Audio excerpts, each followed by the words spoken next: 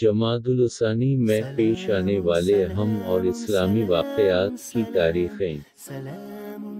جمادی الثانیہ 3 ہجری، نومبر 624 عیسوی میں نبی کریم نے حضرت زید بن حارث رضی تعالی عنہ کی زیر قیادت میں 100 افراد پر مشتمل ایک سریہ روانہ کیا، جس کا ہدف قریش کا تجارتی قافلہ تھا۔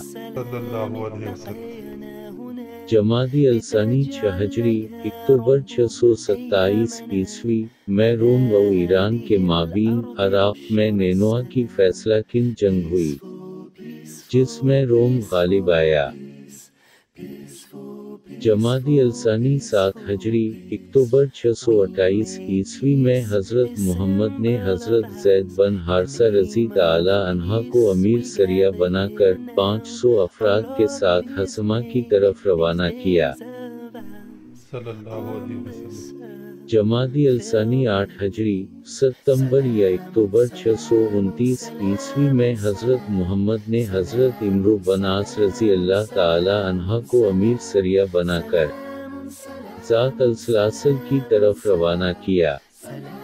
21 جمادی الثانی، 27 اگست 634 عیسوی کو حضرت ابوبکر صدیق رضی اللہ تعالی عنہ وفات پا گئے، اور حضرت عمر فاروق رضی اللہ تعالی عنہ مسند خلافت پر متمکن ہوئے۔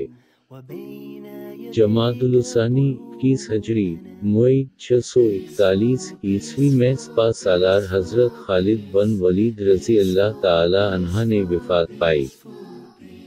جمادی الثانی 510 ہجری، دسمبر 1174 عیسوی میں سلطان صلاح الدین ایوبی نے پورے شام پر قبضہ کر لیا۔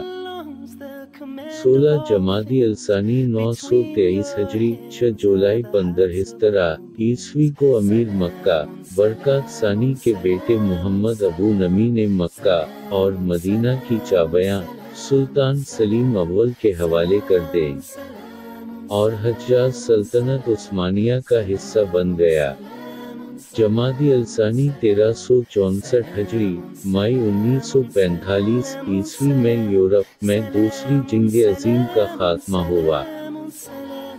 6 جمادی الثانی 1390 ہجری، 21 اگست 1969 عیسوی کو ایک یہودی کی شرارت سے مسجد اقصی میں 4 گھنٹے آگ بھڑکتی رہی، جس سے مسجد کے جنوب مغربی جانب کا ایک حصہ گر گیا۔